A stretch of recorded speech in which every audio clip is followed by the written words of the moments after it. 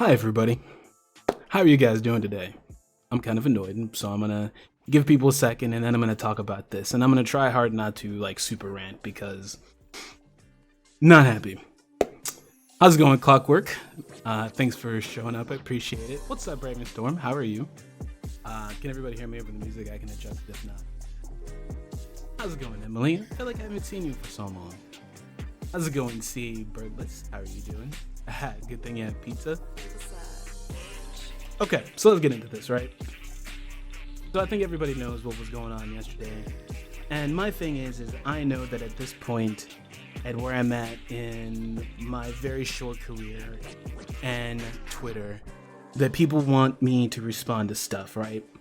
I've also learned a painful lesson of what happens when you fight other people on Twitter who have huge followings.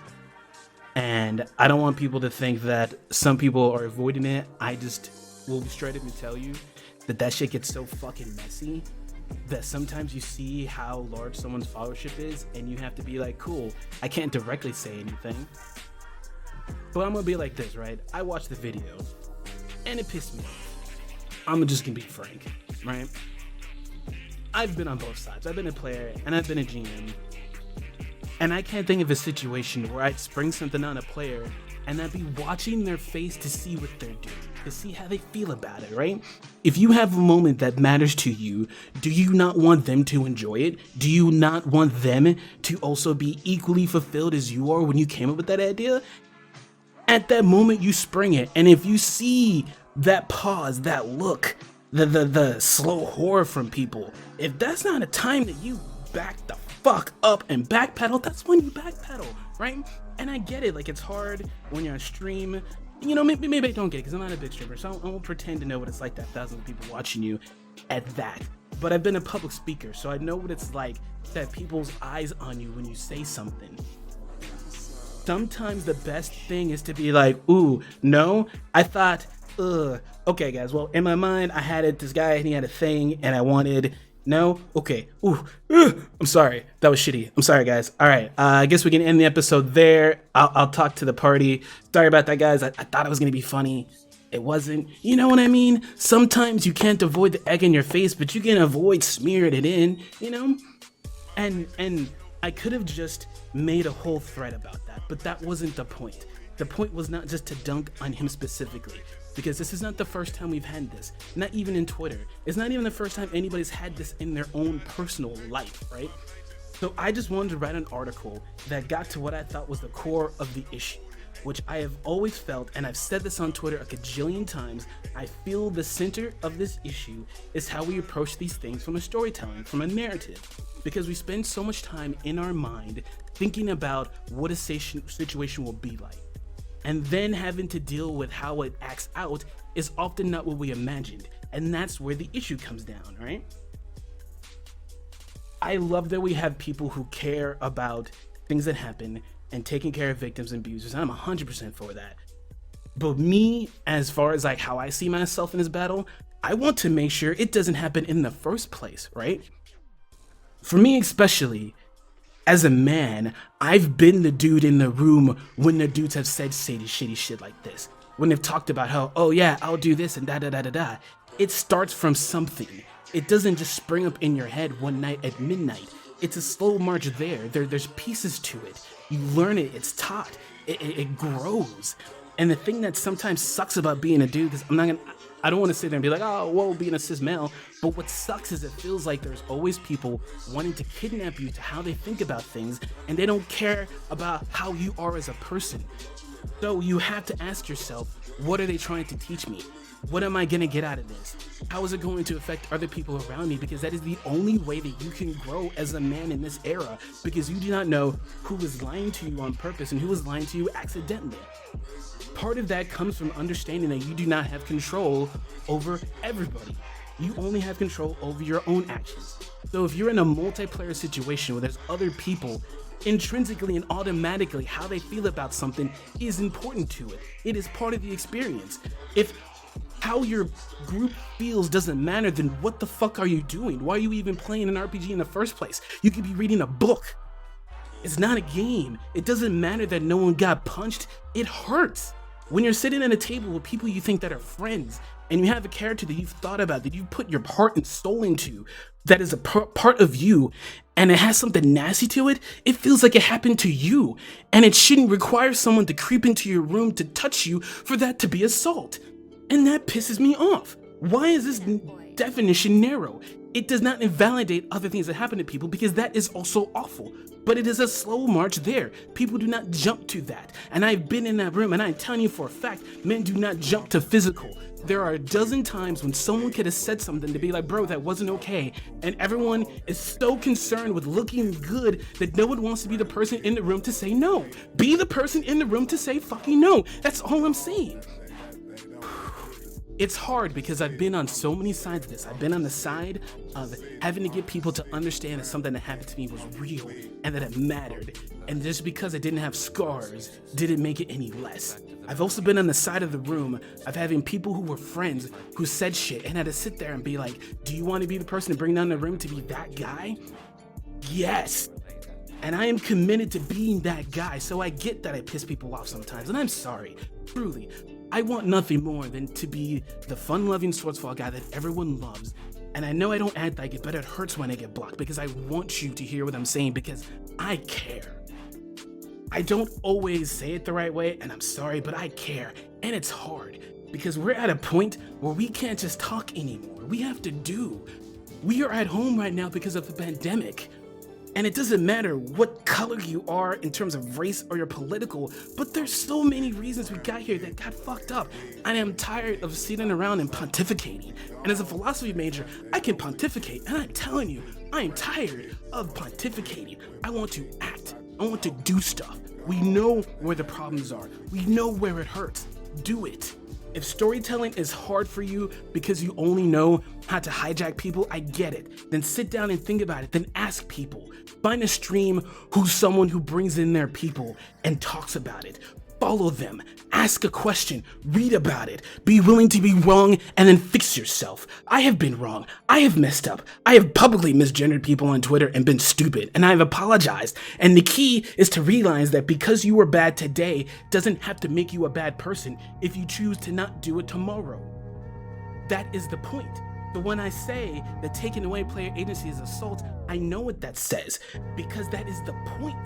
There is no reason for you to do it. There is no reason for you to do it. We only call it player agency because there is no good way to say that, hey, it's just a person. Because we know that it can be kind of gray area because it's imaginary, but I'm a person, motherfucker. You are talking to me. I exist. You cannot just decide that my actions don't exist because you have a story in your mind. Why are we here if we do not matter? Period. We could be at home doing other shit, and we are not. And I am tired of being tone police because this is serious. This is how it gets there. I am telling you, into the camera, as a cis male, this is how it starts. When you let it be fuzzy and how you define assault, you teach a man how to play inside of a dirty line. And it is a lesson you keep on as you go. You never forget that stuff. The part of being a better man means knowing you can be bad and getting away with it and not doing it. And you don't get that way by being fuzzy. Assault is assault, period. If you get talked to and it's in a purposeful, mean manner, that's just fucked up. Why do you think people kill themselves, my friends? I'm not trying to be triggering, but let's be real. It's not just because it has to be physical. That mental stuff sticks with you. It's the stuff that wakes you up at night. It's what puts you in your dreams, man. It's the stuff that keeps you from reaching out and loving someone because you can't get it out of your mind. That stuff matters. It might matter more than physical because sometimes you can fix a broken bone, but you can't fix a broken heart. And we say that all the time, but we don't respect that. Like, you carry that shit. So sometimes we have to know that and understand that and put that shit away. You can't always just erase the darkness, but you can put it back in the box, and it's hard, and that's living. But you get great things because you controlled putting things in the box. That is what the good stuff in life is. It is your reward for not being a shitty person. That's your cookie. Eat that. Enjoy that. I don't understand why this is a fight. It's frustrating at so many levels, and I hope I'm not getting in anybody's zone, but like, I can't take away anybody's pain, but I know this as a dude, and I've been in that room, and all I ask for people is to hear that, and to hear those things, and to understand how something becomes a dog whistle. How you can have men in office who say this stuff because they've said it all their life and no one cared, and they still were successful despite everything they said. If you can walk into a room and drop a bomb load of slurs and walk away with millions of dollars at the end of the day, does it matter? You have proven that I can say whatever I want and eat cookies. We don't do that. Period. It doesn't matter what your follower count is. It doesn't matter if they're families or their friends. That is the only way that we keep moving as a society. And I'm just so tired of this, y'all. Like, I made Swords Fall because I wanted to have a world to play in that didn't have this shit. And I don't necessarily consider myself a TTRPG guy because I haven't even put out a book. But I like it because I like the imagination and I like the thought that goes into it. And I love that feeling when you're at a group of people and you're playing these extensions of yourself and you're just having fun. There's no experience like it. Video games, a book, there's nothing like a good time at the table. And for me, I wanted to write something that added to that, to be a part of that. And then when you look around to see people abuse that, God, it's not good. Yeah, like pitchforks and torches, and you don't have to hate them. I'm not trying to tell anybody to hate anybody because that is a personal choice.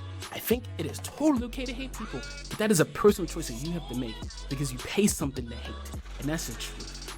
Sometimes it's worth the price, but you have to decide that. But at the end of the day, you have to be willing to accept that the way we define stuff and the way that we see things is how we act. Men learn to be assaulters because we're told that power is everything, and then we're shown how to use it. We get shown all the different ways you can apply power. That if you phrase something this way, it tells you what you want to say, but it's not as mean, and that's what matters. And that's what an abuser is. They do that to perfection to get what they want. Stop teaching this shit. Stop putting it in games and books. Like, bro, I'm not saying a table full of people can't have a mature game, but that is consensual. That is when every single person at the table says, yes, I'm in for some shifty, nasty shit, because you know, some people are into that, and that's super okay. We play games and we murder people all day, y'all. Let's not act like we're being pious. Come on. We deal with murky shit on the daily. That is part of the genre. That is part of it. We cannot sit there and pretend like these things are separate. Consent is consent. That's it. Like, okay. Take a drink. I haven't read chat at all, y'all, so I'm sorry. Like, this shit gets me fired up. I just can't with this stuff. It's just like, it's triggering on so many levels because I think about all the times that people try to teach me to do this stuff, you know? And it's easy sometimes, and other times it's not. And sometimes they do it in a way that's obviously shitty, and sometimes you don't realize it's shitty because, well, it's what everyone's doing. Yeah, because everyone's doing shitty shit. I have a hype train. I don't know what a hype train is, but what's up, hype train? Whew. I see all the follows. I'll try to keep up. Thanks for the follow, Lionhead Gaming. Thanks for the follow, Solidus Black. I like the name. I'm a bit quiet. It's probably good that I was quiet because I know I got fired up, so, you know. Tired and exhausted. I feel you there, Lion. Here I go. If I go quiet, don't worry. Appreciate it. I once pissed off someone with 30k followers. Yeah, like, I know people think it's like I'm one of those people, and I try to be careful about where I go to these days because I know that's a thing. I didn't say I made sure he didn't, but it's really bad that he did, man. Seriously bothered me most about the clip wasn't the event, it was the clear consent, the clear discomfort that was ignored.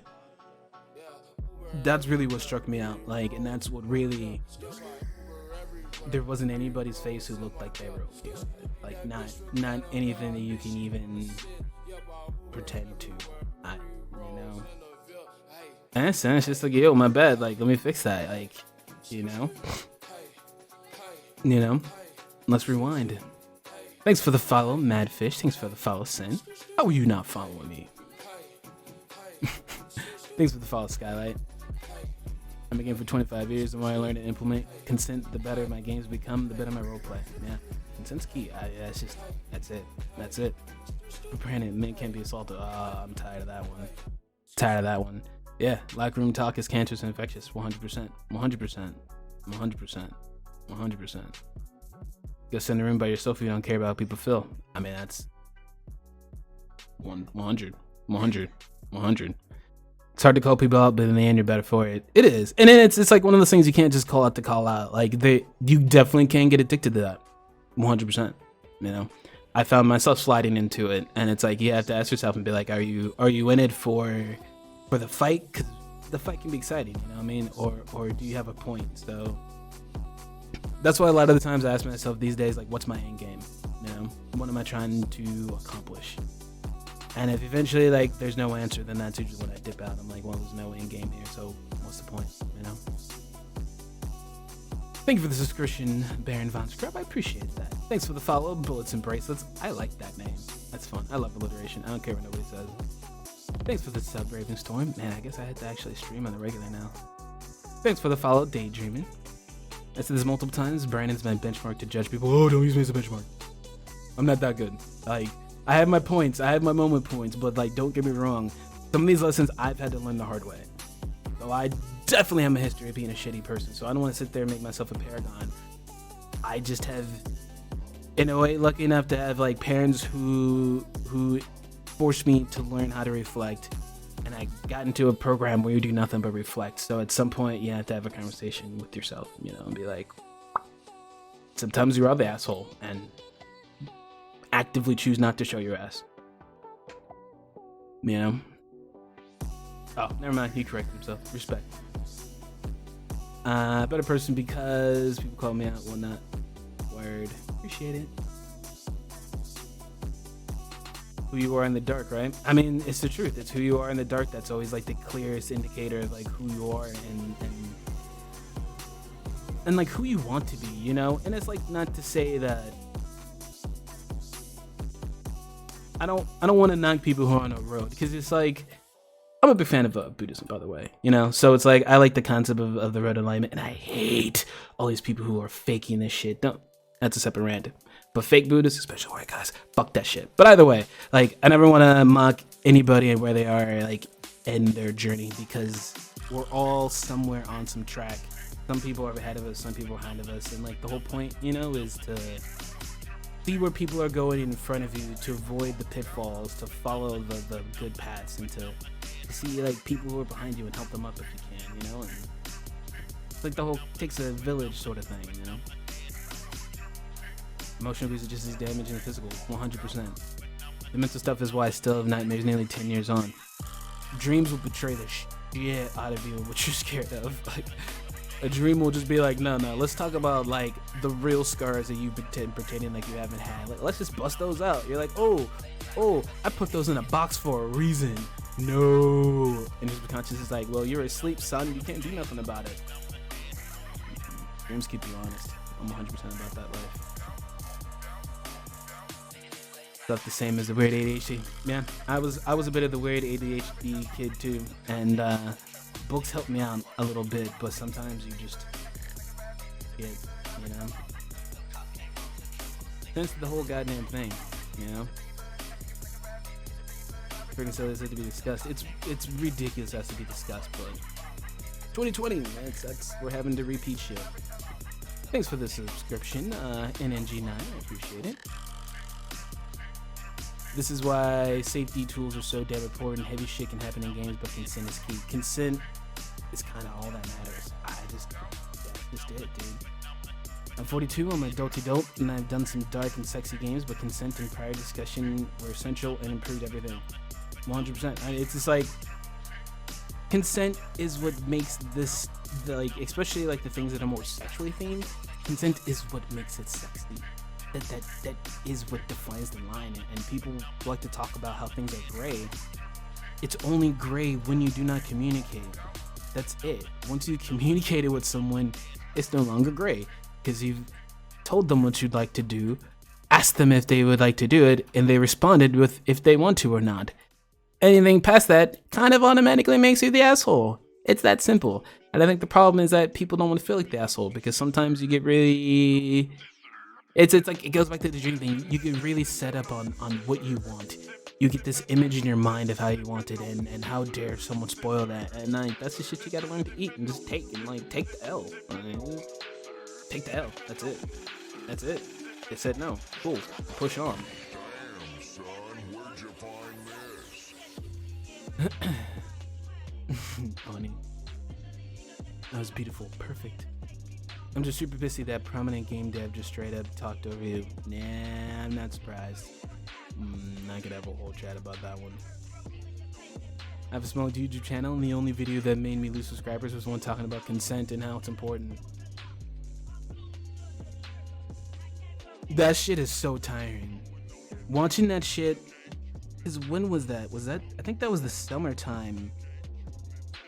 When I think it was like Kiana put out her toolkit or safety checklist. And then like all the dude bros were like, "Aah!" Like every time. And then when Shannon German did it, people were like, "Aah!" And they're like, well, we wouldn't have to keep talking about this if you would take the lesson the fucking first time. But here we are, time number 9,984, and you still haven't taken the hint. So we're gonna have to do another one. Take the fucking hint. It's not a hint.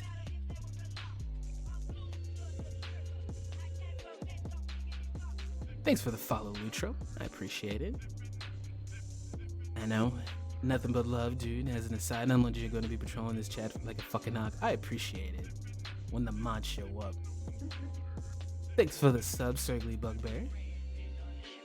Appreciate the sub, Late Night Reader. Hey, Edo, Dad. I've been fired up all morning, V. Like, this kind of stuff is really hard for me to play inside the lines of what's expected me of I guess as a public figure, but I'm just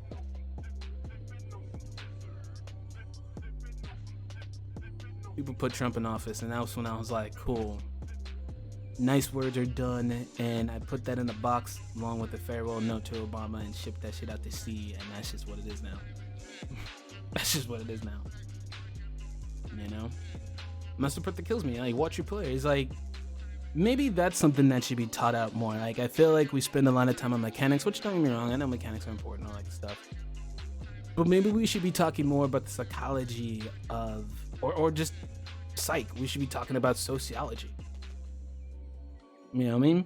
We should be talking about body language and reading body cues and using that as plot devices rather than just being locked in your hand with an imaginary version of what people are doing, because that's not what they're going to do, you know? Because it's like, there's so many times when being able to see a player's face would solve you so many problems. And honestly, that's probably what's kind of made me a good DM, because I'm not much of a planner. I usually... there's so much chat. I'm just gonna... If anybody has anything specifically want me to read, you can, like, at my name or use the shout things and I'll do it. But, like, now that I'm a little less angry, let's talk solutions, because that's my thing. I like solutions. I don't mind bitching. I love bitching. I don't mind shitting on people, but I'd rather it just not be a thing, right? So I never really thought much about my Baron. Cats as fuck. That should read that. This guy. I appreciate it. But yeah, I thought my DM style was maybe a little bit like off kilter and maybe like kind of weird. But I'm gonna put it out there as a style that I think might help people try to do things without taking away play agency, because I think that's been some of the pushback, because I think there's this thought that there's no way I can do a good story if I don't grab players and send them on a line, right? And I think that in a way that's been the passive lethal's resistance, and it's something that's definitely popularized in D&D, but it doesn't have to be the only way. And I think maybe going forward, it needs to be more of a way that we learn to incorporate part of it. So for me, when I DM, I'm more of a fan of plot hooks. And if any of you have read through the Swords for World Anvil at all, if you think about it, that's actually what I've done. I lay out a ton of plot hooks. I lay out this thing here, this thing happened with maybe some question marks. And instead of writing out a whole rail that I have to carefully bring my party along, that they can just rail at any moment, instead I build plot hooks. And I don't want to say that plot hooks are unique because plot hooking is a thing, right? But there's such a thing as laying out plot hooks in a way that is in itself a road. Because the thing about people is that we always like to push the button. I mean, we use it as a meme for a reason. We see a button, we push a button, right? So sometimes a plot hook isn't always something that's detailed that people have to experience like a movie. Sometimes it's a button that you put out, a shiny red button that you're like, oh yeah, there's a button over here. It does stuff. And you move on. There's something about the human mind that goes, what? Did you say shiny button? But what does it do though? And you're like, I just, we got some other stuff. You'll find how many people want to push the button. We can't help it. So sometimes as a DM, you're better off, instead of just trying to lay out this carefully lined plot that requires people to go on a rail, you lay out plot hooks with shiny red buttons that are attracted to players. And then you kind of write out like a little small snippet of summary of what could happen if they go there.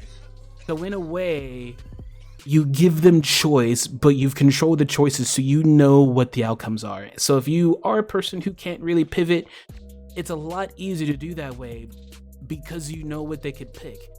And if you pay attention to your players, really as a person, and if you think about it, you can probably imagine who's going to want to push what button, right? We are who we are as people, right? If your button is a shiny new weapon and you have a min-max here in your group, you know who's going to want to shine that. You know who's going to hit that button. You know what's up. And that in itself can become part of that campaign, because players having to learn how to work together to get the shinies they want is what makes it fun. And that helps you out as a DM, because you can go from having to be the person who pulls the plot to you're just the one putting on the set pieces as they follow something. One of the games that I get praised by the most by my players is one to where I basically let them, it was a classic saying, I gave them enough rope to hang themselves with, right? I knew my players. I know I had a bunch of players who they can't help themselves but want a little power. It doesn't matter what kind of characters they make. At the end of the day, they want the shinies, they want power. I know that. It's sometimes a struggle. So instead of just having to have this whole conversation, I decided, okay, I'm going to write a plot to where they're obviously supposed to be bad guys, but I'm going to write a contingency plan in case I start to go to the dark side, because I know my party. So given a situation to where they could have pulled the good guy route and gotten backup or left the situation, they decided to have a gunfight with some demigods, right? So I like to, instead of deciding what players are going to do and taking away their agency, I like to just play, almost in a sense, karma. For every action, there's a reaction. You as a player can do what you want, and life will respond. So I don't have to push something on you. I can just say, hey, you forgot that you had a gunfight in the suburbs. The police just showed up. So I think we have to get more into the moment-to-moment play of the game and think more about how to throw players in situations of their own choosing with the tools that is in the system to get out of that situation. And as a GM, you become the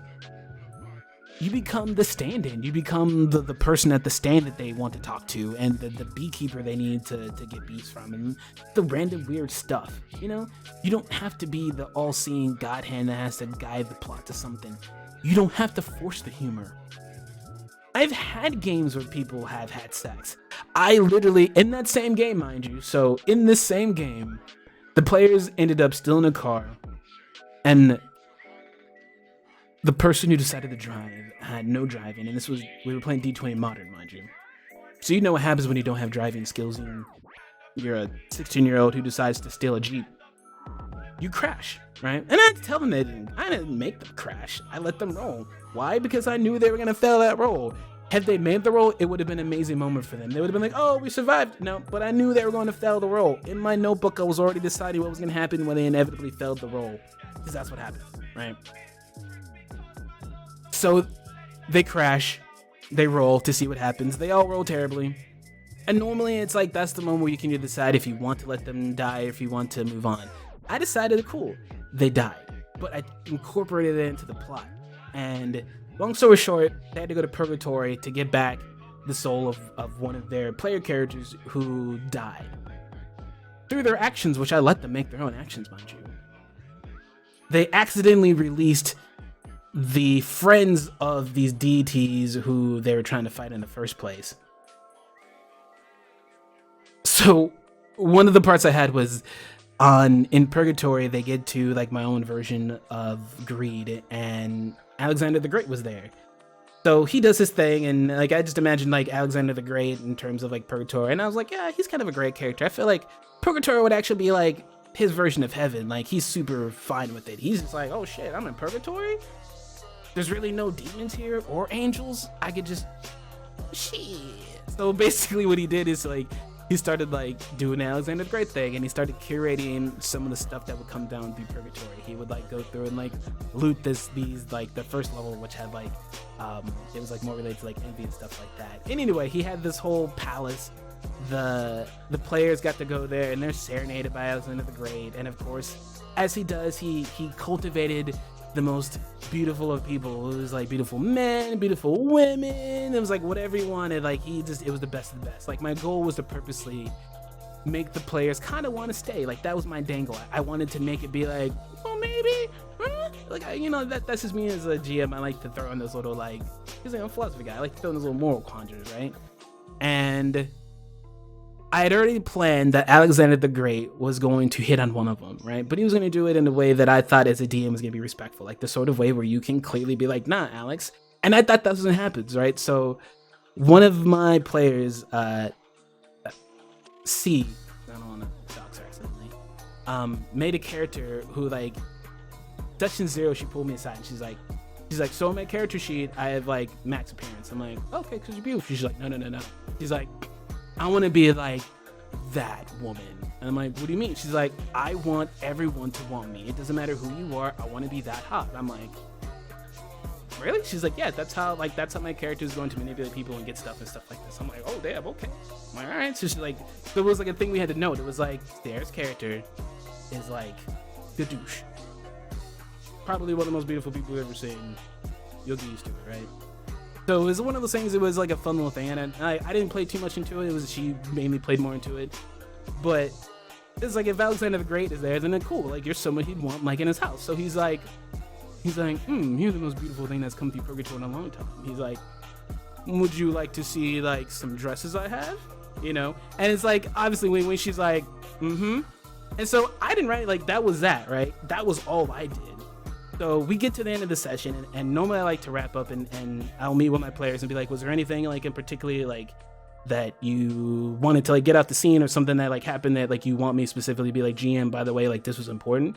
Because sometimes as a player you do something that like actually means something to you and the GM just thinks it's a regular action. You're like, no, that was like my character motif, like that was my so I like to give them that moment to like tell me what's up in case I missed it.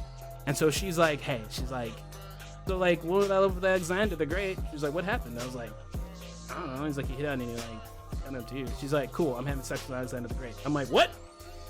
She's like, yeah.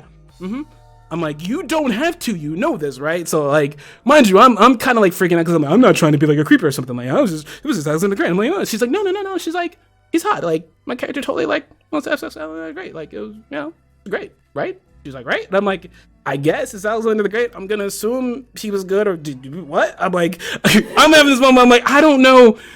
Just tell me what you want, cause I'm confused. And she's like, cool, like Alexander the Great. And I like to take people's actions and write plots. So, long story short, at the end of the campaign, they get through all the different levels. They think that they did what they were supposed to do. Little did they realize they actually put all the band of the Zodiac, which were the bad guys, together. And for each level of purgatory, there were 7 levels, each level in real life took a year. So they actually time skipped 7 years, right?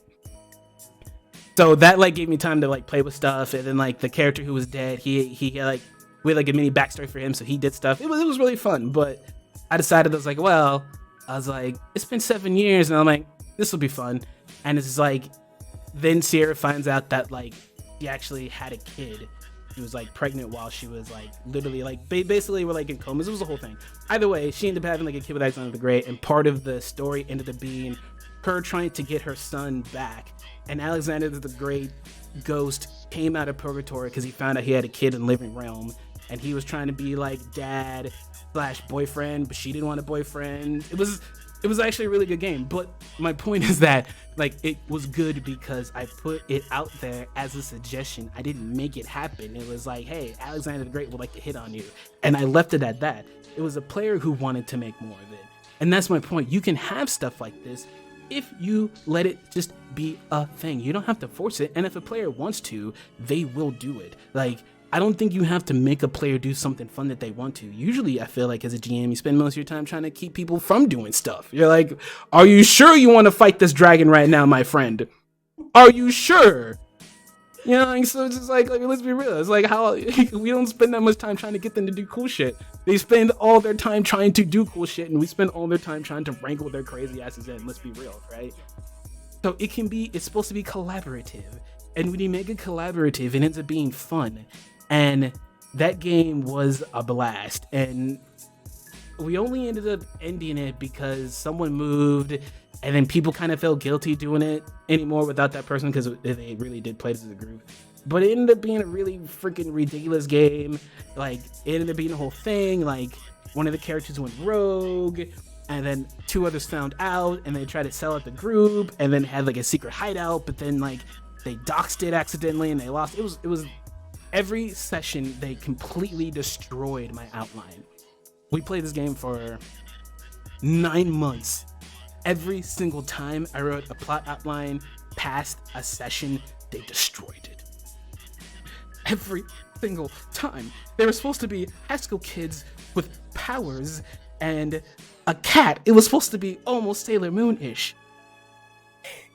By the time it was done, they were working for the bad guys that originally were coming after them in the first place. And I'm like, how did we get here, guys?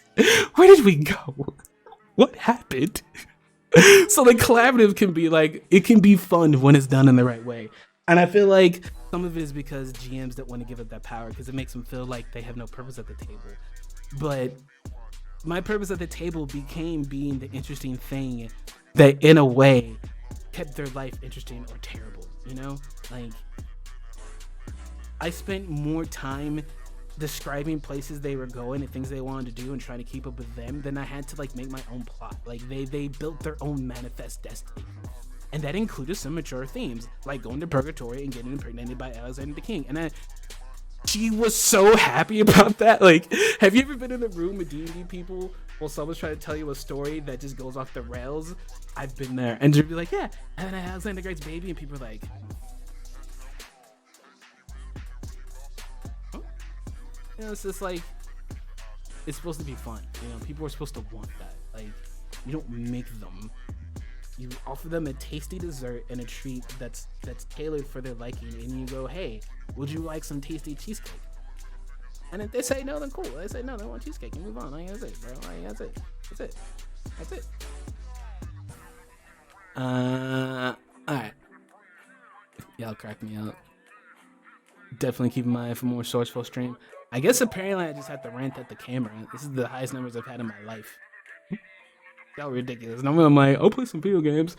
I'm over here trying not to rant because I feel like people all day, they're like, all Swordsfall does is you rant. And I'm like, no, man, like, I'm mad because like this stuff sucks. Let's not make it suck. I'd much rather be doing nothing but playing video games and watching anime, my friends. I can guarantee you.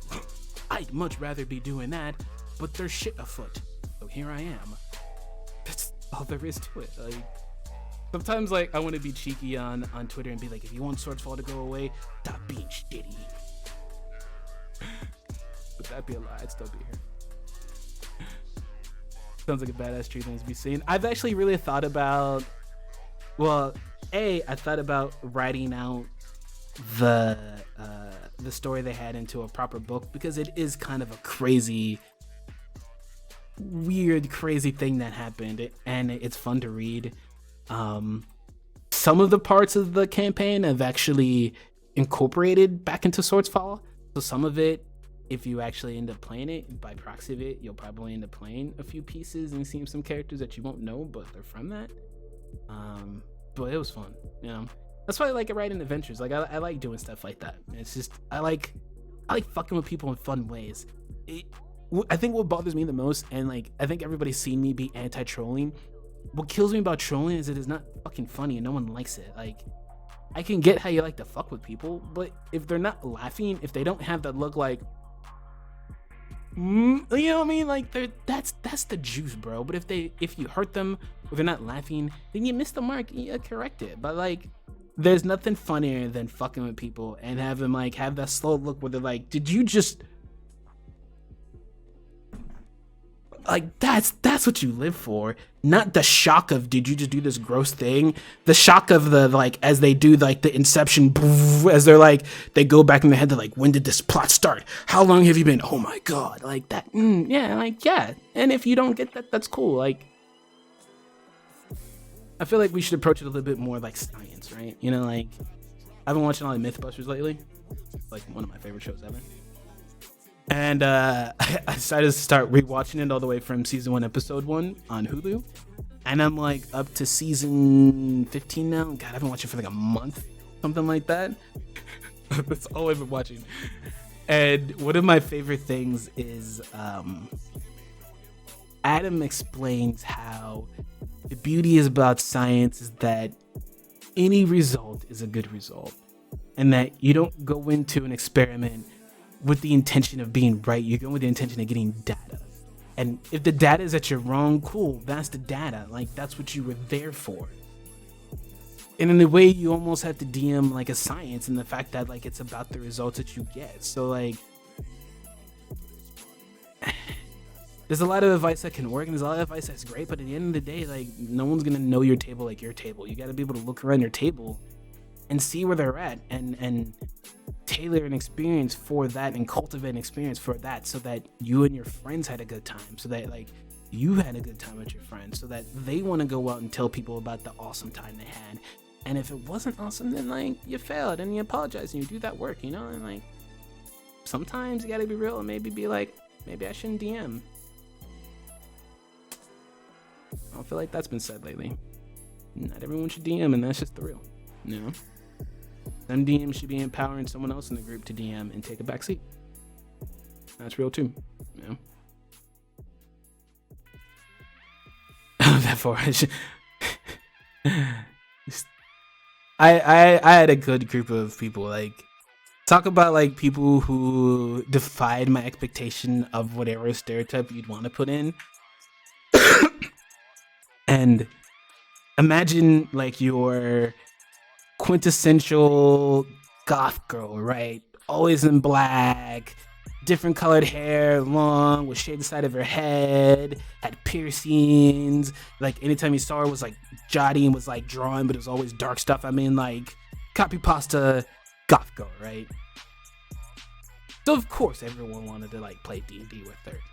And I think at first, like when you meet her, you think she's gonna be this like kind of like gothy, but like maybe sweet, kind of like quiet. Yeah, she's not loud. But then you realize the volume has nothing to do with the stuff that comes out of her mouth and comes through her head. Because of all the games I've played, no one has said anything nastier and dirtier than her. Like, oh my god, the stuff that's said is pauses the whole table. We're like, and then a giggle, and it was it's hard not to love that. It's just like, damn, it's just like owning the thing. And so I feel like she would always take every opportunity to take something, and like, and I think this is why I talk so much about knowing that player agency and without its assault, because I know for a fact every single one of her characters was a reflection of herself and a piece of herself that she wanted to empower. I could see it. I knew one of her characters when I see it. I didn't have to know whose character it was. You know it, you know what I mean? Because you could watch her exercise her demons through the table. You know what I mean? Like, you know that. You know where that character motivation came from. You know where that character backstory came from. You know where that snippet came from. You know what I mean? But like, watching her own that and like, I don't want to say empowerment because we've kind of cheesed it out, but like, owned it. It was her character, damn it. She was gonna play her damn character how she fucking wanted to. And Alexander the Great is hot. And you know what? It happened. You know what I mean? So it was like, damn, okay, what's up? And it's like, I don't know. You can't just respect that. Man, I don't know, man. I was like, okay, what's up? Inception doesn't go this deep.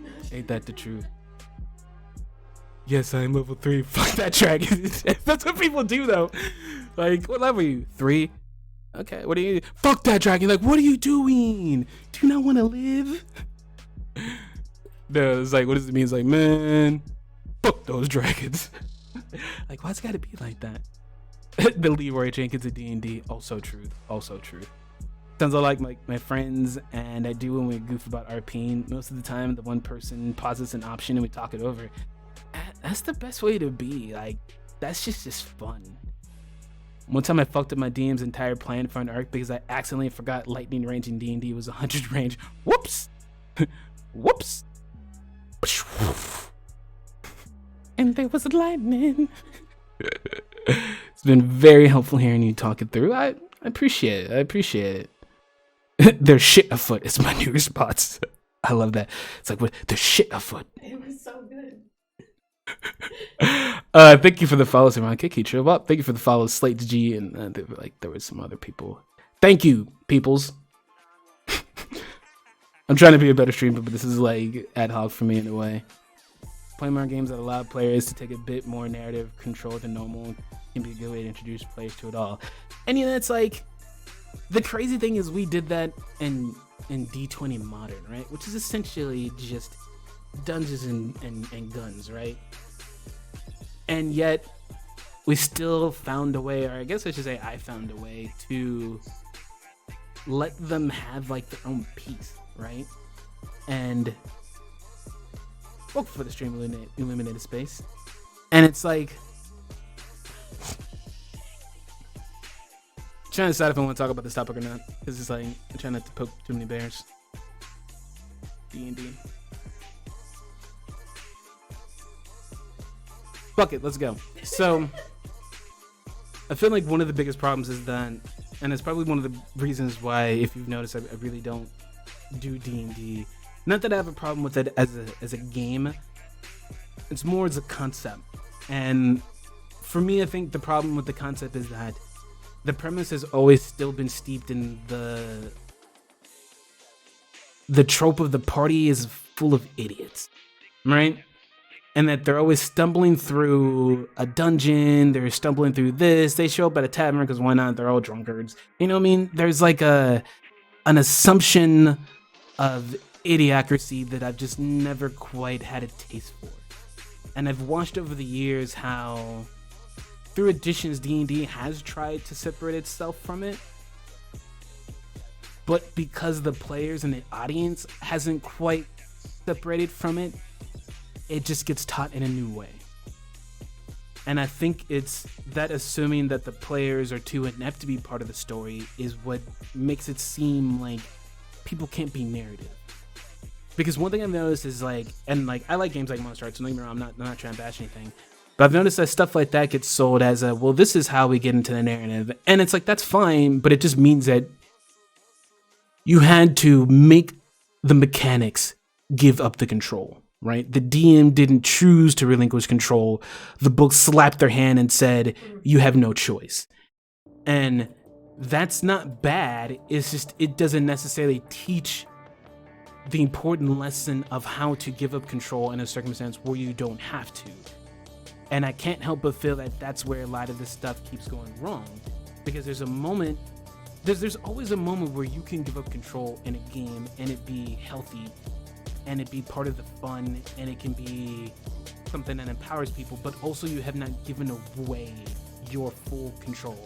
You know, I feel like that's what GMs are afraid of. They're worried that if I let go, then there's no control left. And it doesn't really work like that, because sometimes people are at the table because they don't want all the control. They want the control over their character. But in a situation where you can do whatever your imagination is, that makes those boundaries harder to define. So that's what the control of the DM or GM is. It's telling you where the boundary box is and where you can play in, so that it's easier for people to imagine where they are and what the scenario is, so that when you tell them where they're going and what you're doing, it resonates because they imagine themselves there. They can get a feel for what they do. How many times in a game has people been like, what village are we in? Where we at? What were we doing last session? What was the NPC's name that we've been traveling with the whole game? Huh. Like, those things aren't accidental. That's the byproduct of what happens when people are being carried through a scenario and carried through a session. They, in a way, have not had to devote their memory space to learning those things, because it doesn't fucking matter. And if you don't make it matter, then why should they care what the village is? Because it's village 187. It's village we stopped to repair shit in, right? So the control comes in making people care about parts that they don't feel they have to. You make them remember what town they are. That's where your control is as a GM. You get to decide the place they are. You get to tell them how easy it is to go to the next place based on the trajectory. Like, you don't have to tell them not to, right? And you don't have to tell them, hey, stay in this fucking town. But it's not hard to sit there and describe a place that sounds like fun to hang out. That doesn't preclude you from adding in plot hooks of interesting things, of stuff like that. You know what I mean? Like, you're supposed to hijack someone's imagination, not their control. Now we're getting nuanced here, but like, there's like deep philosophy is part of DM, and like, they shouldn't be removed from each other. Period.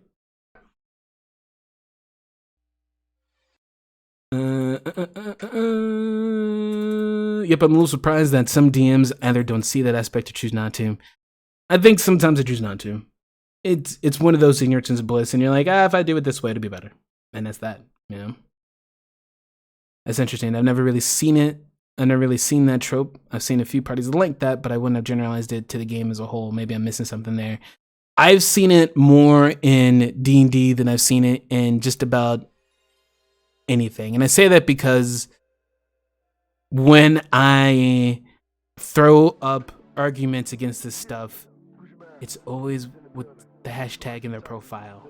So it's definitely the people who identify with D&D the most who seem to have the issue with some of this thinking.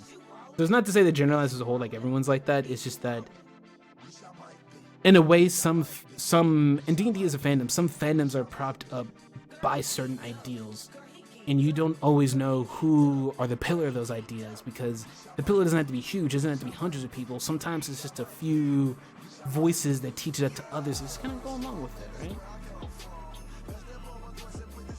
right? D&D is just that place, and because it is the biggest game, its mindset by default becomes everyone else's mindset, and then it filters out from there. I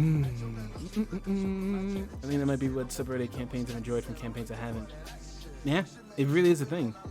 If you want to talk philosophy, my DMs are open. I can't get enough to talk about. I love it. I mean, I need to get back on my jam. I used to do Thursday philosophies. If I look at my views, apparently I need to. Assuming people aren't just here for like RPG dunking, which is not my point. But I can see how they thought. Good GMs will set up characters up for success, but the game mechanics don't always set them up for success. Yep, that's true. True though.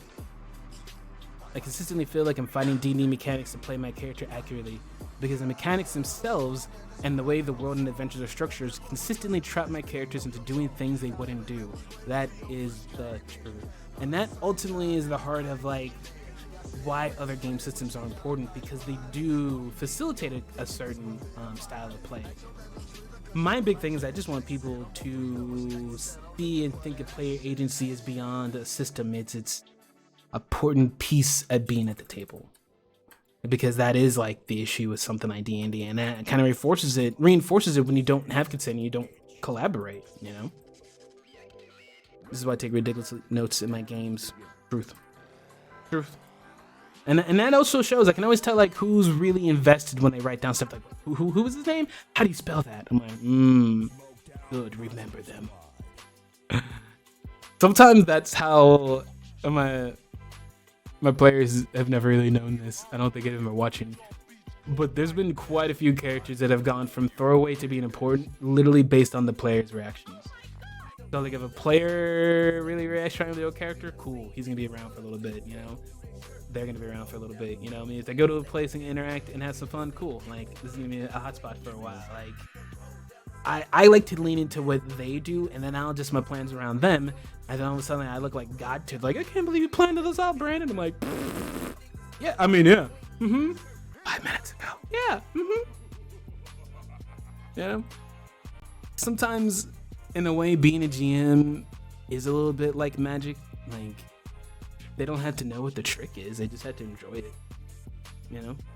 But if they decided it was like a super crazy thing that you plotted out, whatever, let them have it, man. Like let them have the fun. If they don't care about it, the thing you meticulously planned out, cool. Let them have it, bro. Like, you know. See you later, Jupiter Doomsday. I see roleplay as a collaborative story, and the GM is one aspect of that, 100%. And in a weird way, like your GM is just supposed to be your tiebreaker, you know? Because your GM is a player. They get to do stuff too, you know? That's why if I'm a GM, I'm a fan of not asking for checks on things that characters should know how to do. Yes. I'm 100% of throwing away routine checks on shit that they should be able to do. You know what I mean? If your character's a physical character and they can leap over stuff, no, do not make them roll for simple shit. Rolling by its definition, to me at least, means that the degree of failure is there. Some actions you just don't fail. It's a freak accident. Like, and you don't have to roll for that unless you want the freak accident to play out. Sometimes it's just not the night. Like, especially in D&D, because at the end of the day, you are still playing big damn heroes. Doesn't really matter how you cut it. The shit that's on your sheet, the shit that you can do, you're a big damn hero. So, you have those big damn hero moments, and that requires not rolling on basic shit like walking down the street.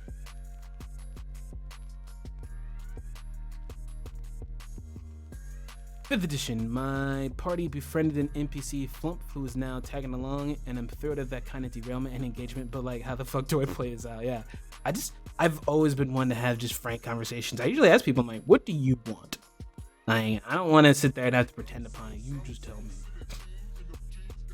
When I stumbled in the stream for following Sourceful on Twitter, and I feel like I'm already part of the fam. It's a good time here. I don't usually get to hang out and chat in streams. For example, I've got to get back to work. That would be all awesome. And hopefully I can pop in again from time to time. Yeah, for sure. I will start streaming again more and more. I've just been like on a writing tear and doing some other stuff. Now that I've got this random in my system, I'm actually I just got my final edits back from the bank heist. So as soon as I go over those, approve those, do anything else, that story should be ready for people to purchase in like a day or two. Some killer crew heist shenanigans, and I think it's going to be a really fun story that people are going to want to read. And it doesn't matter if you read World Anvil or not, it's all original. You have no idea what's going to happen in the story, so you have to read it now. I've seen fame do terrible things to people too. Yeah, fame does not preclude you from the druggers of douchebaggery. Series So Lord, thank you for the subscription. I appreciate it. Full disclosure, I'm one of the people on Twitter who's frustrated with your word choice. You're speaking the truth about how games and the culture around them create so much of the BS. Man, that's what it is.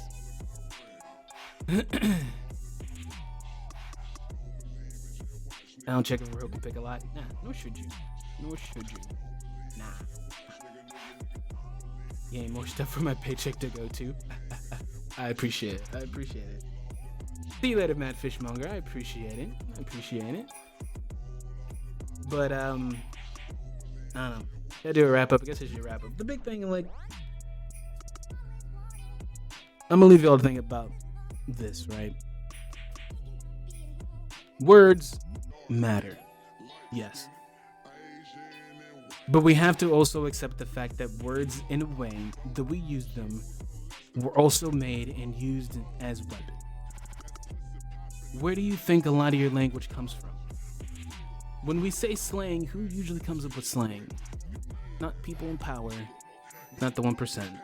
Slang almost always comes from lower class, comes from poverty, comes from whatever term you want to use, especially comes from minorities. When you look at what it means to be proper English, who primarily uses proper English? How is that used? How is the term articulate used against the black community? So yes, words matter, but we also have to respect that the definition of words, more often than not, are designed as a tool to often be used against people. Because I do not understand, for the life of me, why it matters the degree when at the end of the day, people being harmed is people being harmed, and the severity of it should not be your determinator for caring and action. If someone comes up and purposely gives you a paper cut, you should not have to wait until they hit you with a baseball bat for that to be assault, right? People using words in a certain way matters because we know that it softens people up. We know for a fact because it's in books. I've studied it. You can check them out. And if people start making me drop links, I'm going to drop you links with my commission code and make that money off of it. Don't fight me. So the thing about it is that we know very well how words can be used. And I very much know that. And what I am trying to do is to get those words to be used in a way that is in itself more inclusive. Because the fact that we leave things out of something like assault speaks a lot to how we want to treat people. Because I don't understand why anybody would want to make someone uncomfortable. Why? Why? Does it have to be an action that will lead to go into jail for that to be wrong? What does that say about how we view that? Look around at how we're dealing with this pandemic. People are basically saying, unless I know someone who dies, I don't care. That's how we get here. When we like to define stuff and include stuff off because it's murky. Bitch, I know it's murky. Why I'm talking about communication, that's why I clearly said consent. Period. So much of this stuff gets automatically solved. As simple as looking at someone in the damn eye and being like, hey, I'd like to do this. How do you feel about it? So no, I will always be mad and I will always fight back at anybody who wants to sit there and split hairs. Because nah, my friends, I put them in the same box. And I'll tell you right now, if I'm at a table and if I'm on a stream and someone does that, bro, I will not be silent. Will not be silent. And that's how it should be. And it won't be that way as long as we softball it, because people use those softballs to validate it. And I'm tired of the validation, and so should you. And I know you all are. Like, I see the Twitter, man. I know y'all tired of it. You don't get that way by just mincing words and categorizing someone who took time out of their day and put their soul into a character to sit down and have someone do something gross to their character, to themselves. I don't see how saying that is assault somehow demeans someone who gets physically hurt. I'm not saying you have to choose. It's Anna Sophie's choice. It's not one or the other. We save all of them. We help all of them. It's all of them. So I don't see how you can diminish a word when it's to include people. Bitch, this ain't Titanic. Let's all get on the damn raft. Like, whew! Like, I don't have to work myself up again, but I just thought about how people are like, well, Rose, now we can all get on the door. We can all get on. Nobody has to be left aside. Like, it doesn't have to be the survival syndrome where it feels like the more people that get onto a boat, the less the room. We can make a bigger boat. That's all I'm saying. Like, that's all I'm trying to do. Like, that's kind of like my premise to being here in this space, right? I'm trying to make swords fall an attachment to a boat because I've seen some people in the water, including myself. I'm trying to get on a boat.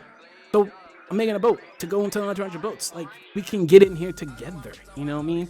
And I guarantee you for a fact, if we start to crack down, and I don't mean some crazy shit. People like to fucking run away. You know what I mean when I say crack down. Some people just need a firm... What? What? No.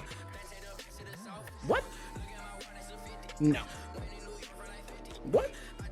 It's a song now, so like now you can remember, but that's all it has to be. Like, and I think I know doing this stuff leads to less people going further. I know that for a fact, man, because it's no coincidence that every time we find an abuser, they've done shit in the past. Every single time we smash one of these roaches who come out, what do you immediately hear? What do you immediately hear? You immediately hear about all the times they said shit, did this, and everyone was like, well, and I'm saying I'm tired of it. And for once, I feel like I truly have something that I can bring to the light, because as a dude, I know what's been taught, because part of it's been taught to me, and part of me dealing with that shit comes from looking around. And once you see it, you can't unsee it, and that's what I'm trying to get people to do is just see it, because once you see it, bro, you can't unsee it. And after the stuff that happened this week, I guarantee you a whole bunch of people are gonna be looking back and being like, ooh, I had a session like, ooh, because I've already seen it, you know what I mean? And we don't have to make these narrow definitions to validate it. Those are fights that we have with people who don't want to hear the issue at all. And I understand where the fervor came from, because I know exactly where people were coming from. But my friends, we have people who had the hashtag #MeToo in their Twitter, who followed Biden, who started taking it out once someone said something against Biden, right? We're at the point where the words matter only as long as it's useful, right? That's not okay. You only change that by sticking to it, by sticking to that word, by how it helps people. And I, for the life of me, cannot see how it will not help more people by understanding that this kind of subtle mindfuckery is assault. Because that will save a lot of people some heartache, and that's worth it, you know? Like, and it's not even to say about some sort of escalation, but what about the people who have gone through trauma and are working through that? Nobody wants that shit brought up when you sat down to have fun. Like, that's when you sit down in a tabletop RPG, the rules change, because you are talking about living, breathing humans who are interacting with you every single second of the game. They are the game. A GM with no people is not a tabletop RPG. It is a single player game, and that's fine. But people need to decide when they want to play a game by themselves and when they want to play a game with people. And if you want to play a game with people, that means respecting that everybody has their own choice and their own actions and their own agency. And that the best time and the best GM comes from someone who understands that playing with someone's player agency is like playing with that person themselves. There are some things you do not do, and there are some places you do not go, and that's that. And if you don't know what it is, cool, they're right there. You can ask them. And that's that, you know, and that's that. So, I feel like I've said all I want to say. I'm not going to sit there and pretend like I'm not going to talk about this stuff some more. But I'm not over here trying to start fires. I'm over here trying to push shit out. All I gotta say is I don't know anybody like that, and the last person I know that did shit like that, I dunked the shit on. So I try to take care of my corner of the world, and I want everyone to try to take care of their corner of the world. And dudes, especially, you know what I'm talking about. And because I get a lot of guys that hit me up, and like don't hit my Twitter DMs. Not that I don't want people to DM me. It's just my DMs are ridiculous, and Twitter DMs were not made for people to get more than like 1 or 2 messages a week. I swear, like it just crumples, right? But email me, whatever. Like, I want to help men out, but sometimes like that starts with being like, bro, we fucked up, and like move on from there. And part of that comes from understanding the weight of those words and the weight of your actions, and that sure, you can snatch someone's responsibility, but that doesn't make it right. And I think that because we've done it for so long and so often, we're mistaking it for being part of the way things are, and that's not it. And that's not one of those cheeky, this ain't it, bro. I'm just saying, like, is that really what we want it to be? Do we want it to feel like this stuff is so mad that it doesn't get included? That, you know what I mean? It's that kind of stuff I don't think we really think on too much. That's it. That's the thing.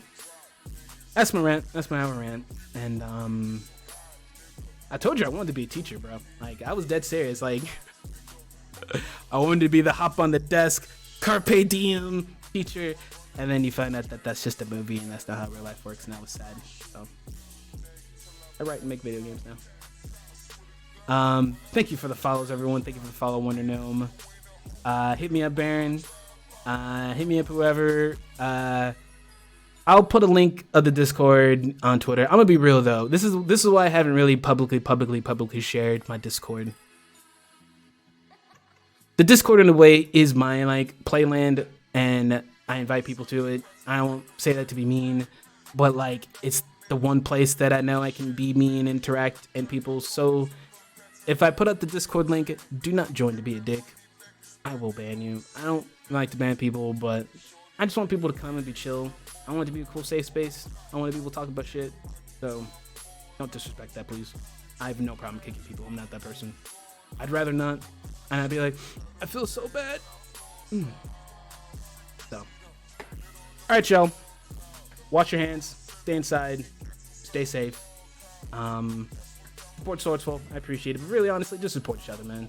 Like, if you have some money, find independent people who you can help. Because remember, if you know anybody who has independent business right now, they can't file for unemployment. So I don't want to sit there and be like, we have it bad, but some of your people who are not quite a business that has savings right now, a lot of us are sitting there going, So drop a sub somewhere. I'm not on Patreon. I mean, I have a Patreon, but if you want the cool stuff rewards, you can sign up on the website.